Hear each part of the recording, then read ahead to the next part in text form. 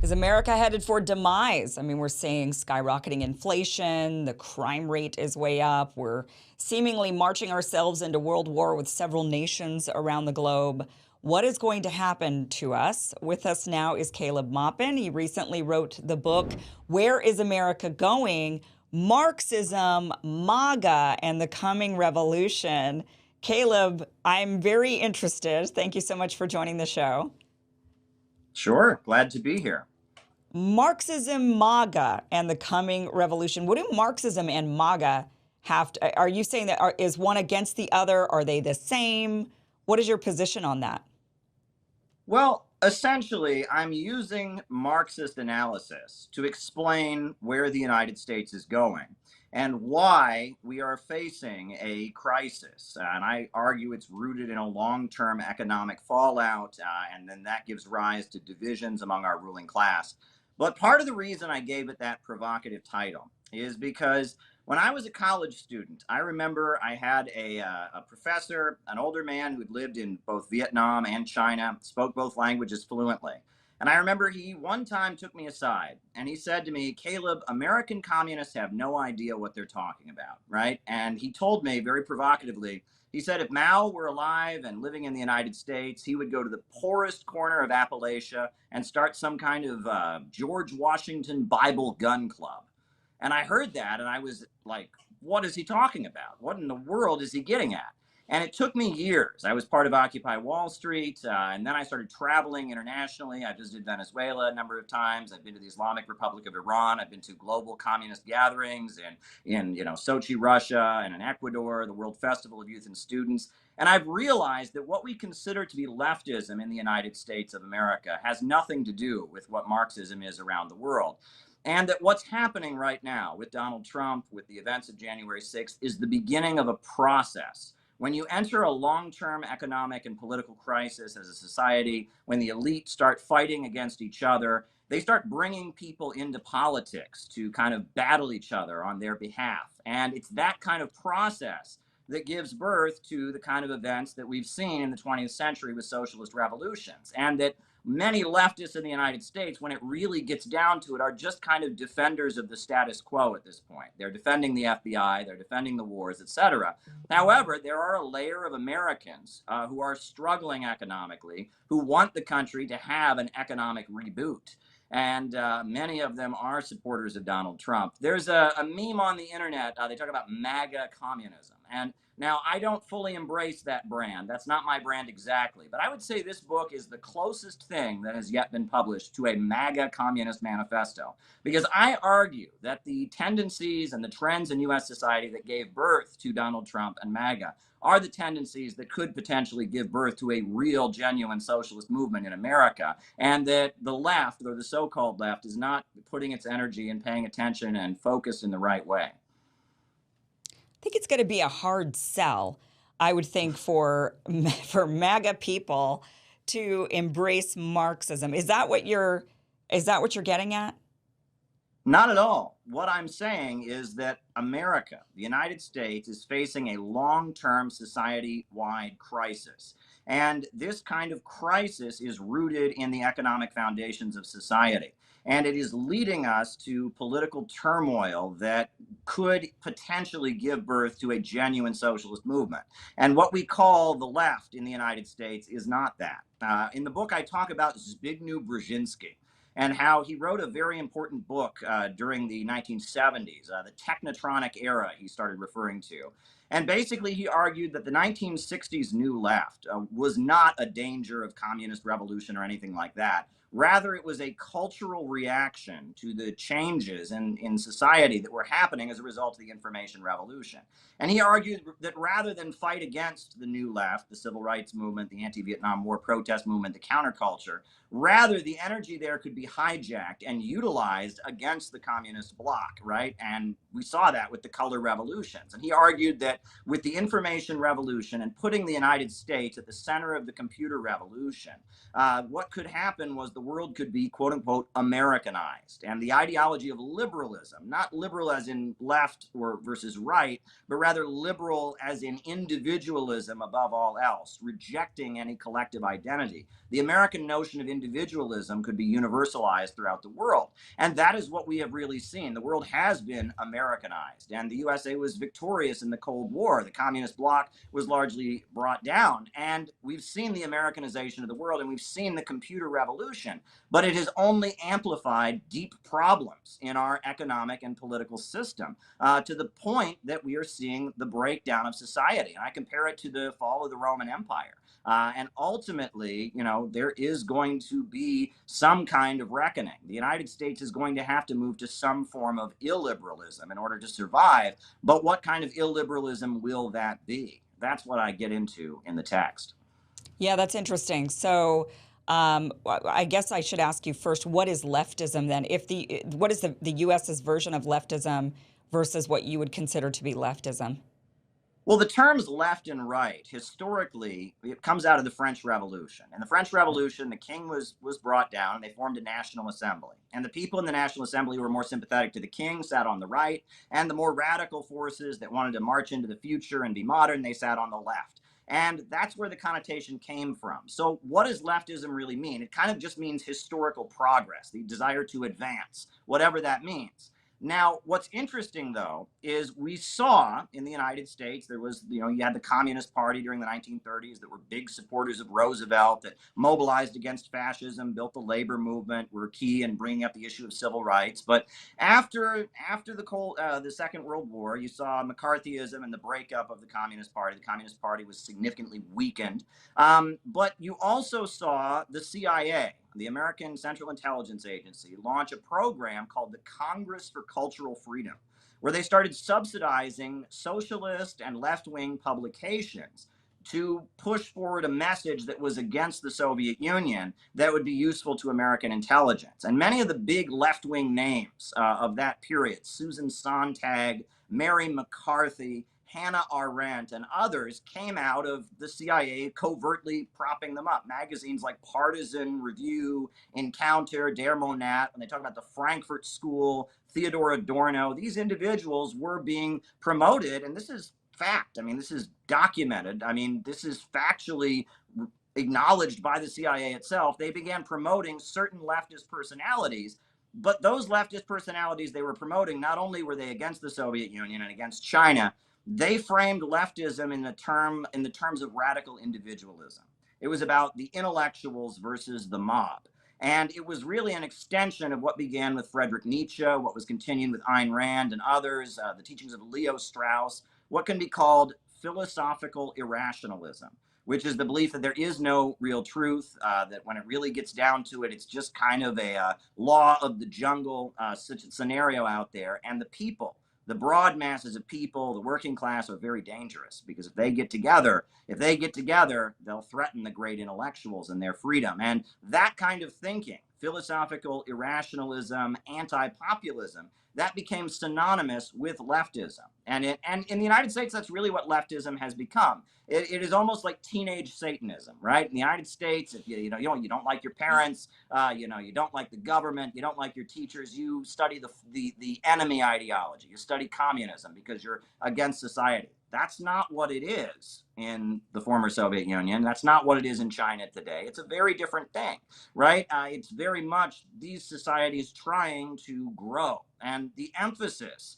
in the socialist societies, with Stalin, with his 5-year plans, the emphasis in China, especially since the Deng era, with socialism with Chinese characteristics, is on economic growth. And leftism being synonymous with historical progress, that would make sense. The idea is to build and advance. And Karl Marx envisioned his ultimate goal of a stateless, classless world as being based on vast material abundance, so much wealth existing that the need for any kind of government coercion or any social hierarchies would fade away. But the basis of it was vast abundance. But now what we hear coming out of leftist circles is the opposite. We hear this notion that wealth is bad, that growth is somehow bad, that primitive things are somehow beautiful, that we need to get back to nature, we need to get back to things. That's not really a leftist message, but that is what is prevailing in the United States. But it is a message that is very much supported by the elite. And so left-wing politics has been kind of reinvented over the course of the Cold War. And in many ways, when you look at the countries right now that are run by communists or socialists or Marxists, they seem somewhat conservative. You know, Nicaragua, a socialist government led by the Sandinistas, has some of the strictest anti-abortion laws in the world. And I know you've talked about some of your experiences with your family in Vietnam and elsewhere, that socialism as a political movement led by Marxist, Leninist, communist parties has become somewhat conservative. Whereas leftism and the revolutionary energy that kind of defines leftist politics in the West has very much been hijacked by the Western elite. And we talk about George Soros and the color revolutions, that kind of desire to tear things down, that libidinal release that seems to be behind a lot of leftist politics is something that is very much hijacked by the tech monopolies and other forces to push their agenda around the world and target governments they don't like. So the political compass has really been broken. We don't really know what's left and right. But what we do know is the Western countries are in a big crisis right now. Meanwhile, Russia and China are rising, Iran is rising, the Bolivarian countries of Latin America are rising, and there is an alternative economy that is emerging in which they have a different perspective. It's interesting. I like that you're divorcing the social stuff from the economic stuff, because I think that's where things get really muddy, is when you say, okay, if you're a leftist economically, then you also must be liberal in many other aspects. So socially liberal. And in this country, one thing that I always find so interesting is the fact that the two sides, the conservatives and the liberals, are actually so confused. You can't really call liberals liberal, and you can't call conservatives conservatives. We have an idea, we have an understanding of the term in this country, but when you actually look at what the term means and how the parties are then, or how people are then assigned to these, it doesn't quite make sense. Like, the left is considered liberal. They might be liberal socially, but not liberal so much economically. Conservatives are quite liberal economically, actually, but many of them are not liberal socially. Libertarians are really the only group of people that I would say are ideologically consistent.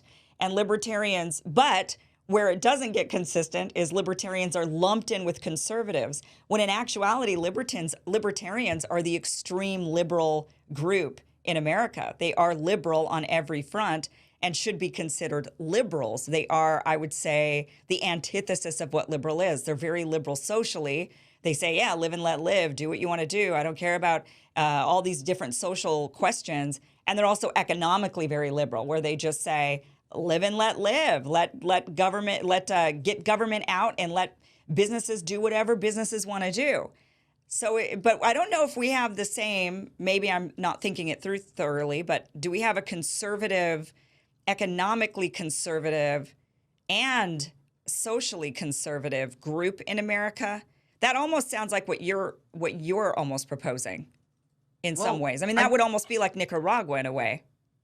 I think it's very interesting that Donald Trump's recent speech about the quantum leap emphasized that he was going to build new model cities, because you know what country has been doing that for years? That's China. Yeah. I mean, that was Yeah. Deng Xiaoping. That's what he was famous for, was building model cities. And Xi Jinping just recently built the Saigon New area as a model city, right? And that is something very much that the socialist bloc has emphasized, this notion that the duty of the leader is to oversee economic growth and control the means of production to make sure that living standards continue to rise. That is very much a Marxian concept. And that seems to be what a lot of Trump's base wants to hear from him, whether they would put it that way or not.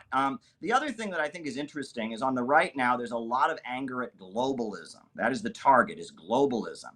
And globalism, that is very much, that's capitalism. That's the rule of the world by these huge multinational corporations.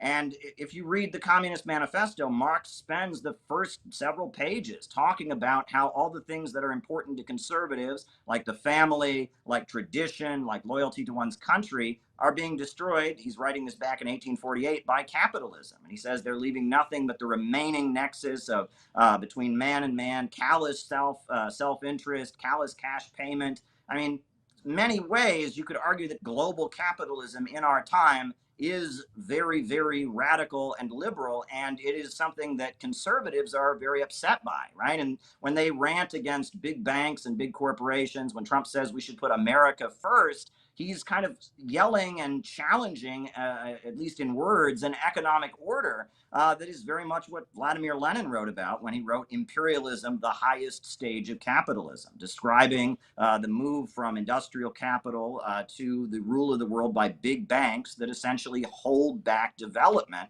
across the planet. And the whole essence of what Lenin was writing when he wrote about imperialism, the highest stage of capitalism, was he was saying that, the Western capitalist countries are holding back the ability of Africa and Asia and Latin America to raise their people out of poverty, to develop. And if you look at the communist revolutions that happened throughout the 20th century, they were largely countries like Vietnam, countries like China, countries in Africa, countries in South America, breaking out of this Western financial system and then taking control of their own economies and industrializing very rapidly, building power plants, building schools, electrifying the country, building their own steel industries. And it was kind of a revolt in a way that Donald Trump might put it, as a revolt against globalism.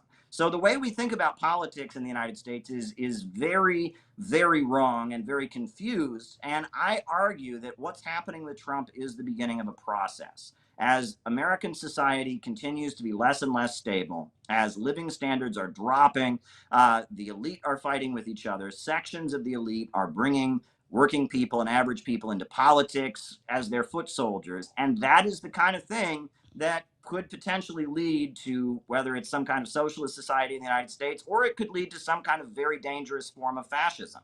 And I talk about that in the book as well. But I would argue at this point, the fascism is coming from the woke left. Because if you look at the economics of fascism, the main focus of fascism in terms of economics is rebooting the economy by driving down living standards. That's the essence of what Hitler did in Germany. That's the essence of what Mussolini did in Italy. It was reducing living standards, creating an underclass of slave laborers, driving down consumption on the part of the population in order to reboot the economy. And that is what many of the leftist voices in the United States are openly advocating doing. They want a more tightly controlled economy, and they openly say, in the name of opposing climate change, etc., that they want to forcibly degrow. And that is the essence of fascist economics. Yeah, I agree with you that we are on the brink of something. And I agree with you that the MAGA people out there are very much wanting change, right? They're seeing all the problems, they're feeling all the problems, and they want change. I just think that the problem that I'm seeing, and I understand, and I hear what you're explaining. I think it's kind of mind bending for a lot of people because we do use certain terms in this country that mean certain things that are, like I said, are not necessarily actually connected, or they shouldn't be connected.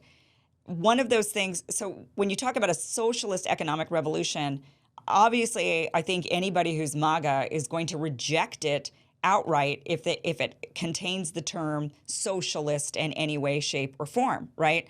So you've got this, what we'd be dealing with is you're going to have two groups coming from both sides of the aisle wanting radical economic change, as we've seen more and more disaster happen here with our inflation, with the economy, with all of these things that are going on. People are going to demand the change. Then we're going to end up in a war of words with each other, essentially. Maybe MAGA people do want the exact same things as what somebody who would say, well, that's going more towards a socialist economic society. I myself am a big proponent of the Scandinavian models. I really prefer the way the Scandinavian countries have balanced both capitalism and socialism in a way that works, I think, where people are still motivated to innovate, companies are still able to make billions of dollars, but people are also very cared for and happy, and they are given the freedom by not having to worry about things like how they're going to pay for their elderly, their aging parents, or how they're going to pay for childcare, or how they're going to pay for medical bills, or how they're going to pay for college. They don't have those concerns, so they're actually given freedom to go out there and innovate in the world because they're not bogged down with all the stress. It's a big, appealing way of, economic structure for me. But if I were to say to somebody who's coming from the right and who's traditionally, conservative, and maybe now they're MAGA conservative, they would say, no way, I don't want anything to do with any socialism. I just want the government out of my business, or they won't even really know what they want. They just know they don't want socialism and they don't want what's happening now. So I think that there's going to be an issue because we've weaponized so many words and so many terms that I don't know how we'd ever come to an agreement, which almost means we are doomed for a fascist revolution. I mean, that to me is almost the only place this lands us, which is really my big concern, is that if you cannot come to consensus as a people, if you cannot agree, we know, for example, from polling that most Americans want some form of Medicare for all, but if you call it Medicare for all, they don't want it. It needs to be framed with a entirely new word or new phrase in order for people to accept it. So my concern is because people won't be able to come to an agreement, which I do think is probably manufactured by the elites. They've done this on purpose, demonized certain words so that people will never latch onto them. That the only thing left would be, unfortunately, a fascist revolution where there's tight controls on the people, tight controls on everything.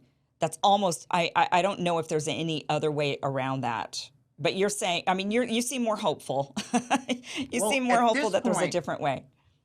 I'm hopeful because if you pay attention to the divide among the American elite, Carol Quigley, who I quote in the book, who was like a mentor to Bill Clinton, talked about how during the Cold War, the fight in American politics was between the lower levels of capital, many of whom were tied in with the military-industrial complex that were conservative, and the Eastern establishment, the big oil companies that tended to be a little more liberal, the Rockefellers, the DuPonts, the Carnegies, and others. And that was the push and pull.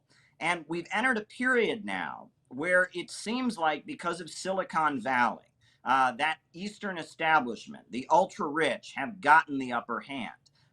And they are very much pushing things in a more quote unquote liberal direction.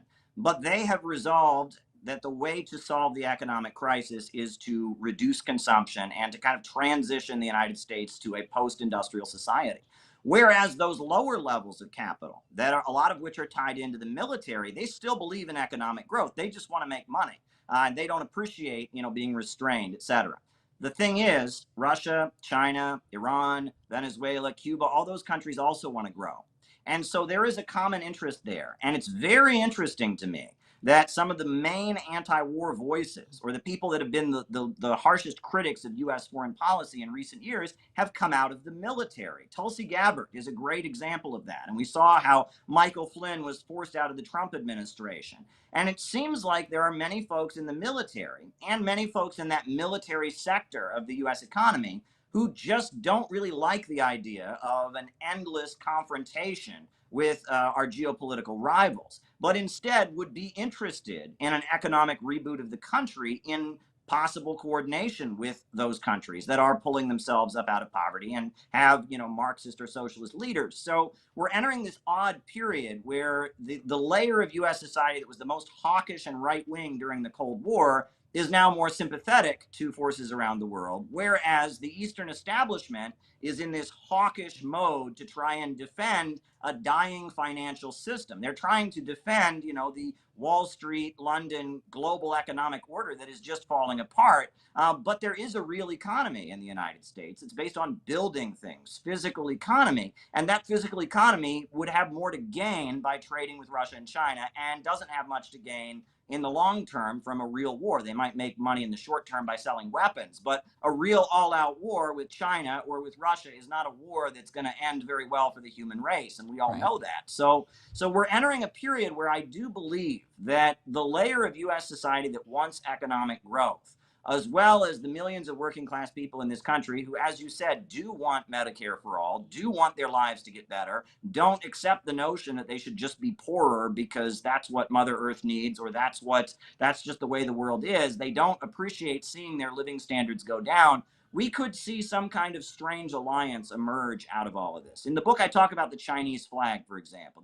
The Chinese flag, if you look at the flag, there's the big star, and that's for the Communist Party, but then there's 4 small stars, and that represents the block of 4 great classes. That was the peasants, the workers, the small farmers, and the national capitalists, who were aligned behind the Communist Party on the basis of building a new China, breaking China out of the Western financial domination. And it was not originally a communist revolution in China. They called it a new democratic revolution under the leadership of the Communist Party. And that these kind of alliances happen. I talk about how ultimately what was the turning point in the Chinese Revolution was the Golden Yuan. It was that the Chiang Kai-shek confiscated the gold of all the richest people in China and gave them a paper currency for it. And that paper currency crashed, and they lost all their money. And at that moment, many of the richest people in China said, well, anyone's got to be better than Chiang Kai-shek, and they went over to support Mao Zedong. And that was the turning point. And there were millionaires in China up into the 50s who never had their property confiscated or anything, because at that point they considered themselves to be in what they called the new democratic phase of the Chinese Revolution. It's very interesting to look at this history, and often it is alliances between the elite, between different factions battling for power, that give birth to new earth-shaking changes like the revolutions we saw in the 20th century. Yeah, it's very fascinating. And I definitely think we need to be looking at new ways to shake up our economic systems so that it is fair for all. I'm not a fan of communism. My family did have land and confiscated by the communist government. So, I come from a different perspective on that for sure, that it did happen to some people and they were forced out of their homes. But that doesn't necessarily go hand in hand. There's a lot of, as I mentioned, breaking up of concepts. People tend to lump everything into one, saying if you're economically conservative, you must also be religiously conservative, or you must be, XYZ things. And they don't all need to go together. I do think that there's a way to go forward. But it's a very complex topic, Caleb. I mean, you're tackling something very difficult, to be honest, very difficult. And the idea that there are social conservatives who are in line with a socialist, even if you don't, it's like dangerous to use that word, but we're going to have to use it because what other word do we have? But a socialist type of economy, I think that exists. That definitely exists, as you pointed to examples of this. So it's fascinating that there could be this coming revolution that is almost triggered by the MAGA people in a lot of ways.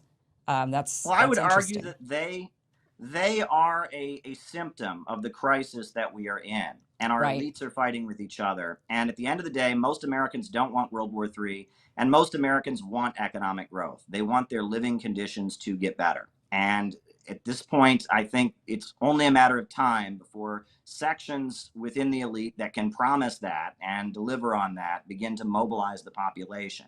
And as the elite begin fighting for each other, that creates an opening for the people to assert what it is that they really want. And that's the process through which revolutions actually happen. They're not created from thin air. And that's what I argue in my book. Caleb, always fascinating chatting with you. You're always so knowledgeable. Thank you for being here. And where can people get your book? Oh, it's available on Amazon. I also I work with the Center for Political Innovation, cpiusa.org. That's where we publish a lot of material, putting forward interesting perspectives on global events. Okay, well, where's America headed? That's where's America going? That's what we need to definitely be thinking about, I think, for sure. So, Caleb, thank you so much. Thank you.